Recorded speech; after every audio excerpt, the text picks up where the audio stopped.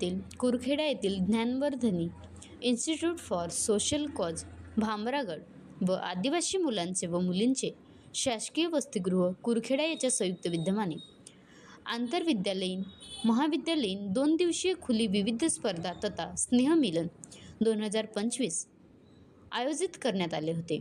सदर स्नेहमिलन 2 फेब्रुवारी 2025 रोजी घेण्यात आले। यावेळी कार्यक्रमाचे अध्यक्ष DK महिला महाविद्यालय कुरखेड्याचे प्राचार्य नितीन घाटबांदे, शासकीय आश्रमशाळा एंगलखेडा येथील मुख्याध्यापिका कोकोडे, मुख्य अतिथी कैलास उईके, गृहपाल सदाशिव नरताम, शासकीय मुलींचे वसतिगृह कुरखेडा येथील गृहपाल मनीषा वराडे, नेत्रचिकित्सक अनिल साळवे इत्यादी मान्यवर उपस्थित होते। यामध्ये वादविवाद स्पर्धा, भाषण स्पर्धा, गीतगायन स्पर्धा तसेच नृत्य स्पर्धा घेण्यात आले। कुरखेडा तालुक्यातील अनेक महाविद्यालयाने आपला सहभाग नोंदवला होता। महाराष्ट्र लाईव्ह न्यूज कैलास उईके, तालुका प्रतिनिधी कुरखेडा। आजच्या तरुणामध्ये ऐकून घेण्याची क्षमता असायलाच हवी। या गोष्टी तरुणीला नक्कीच कामात येतील असं मला वाटते। युवक म्हटलं की मला आठवतं भगतसिंग, सुखदेव आणि राजगुरू ज्यांनी आपल्याला शिकवलं की देशासाठी जगायचा।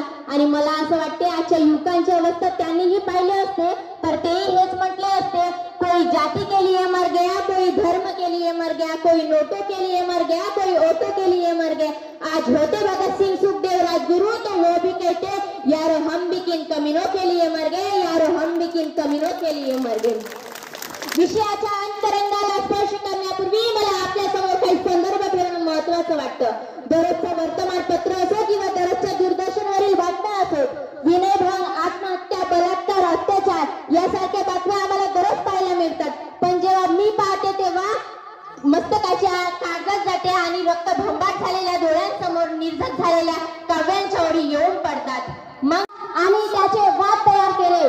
वाद तयार केल्यानंतर रात्रीच्या वेळी ज्या बाईने पोताला फेकून मारलं होतं त्या बाईच्या परिसरात आसपास बाजूत त्यांनी त्या वाटात तेल टाकून परिसर पुरा उजळून टाकली।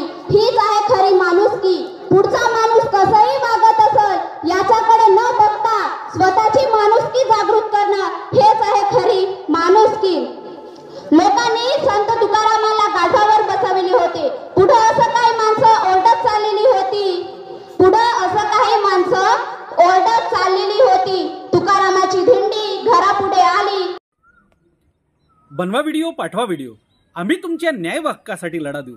ताज्या बातम्या व घडामोडींसाठी पाहत राहा फक्त महाराष्ट्र लाईव्ह न्यूज।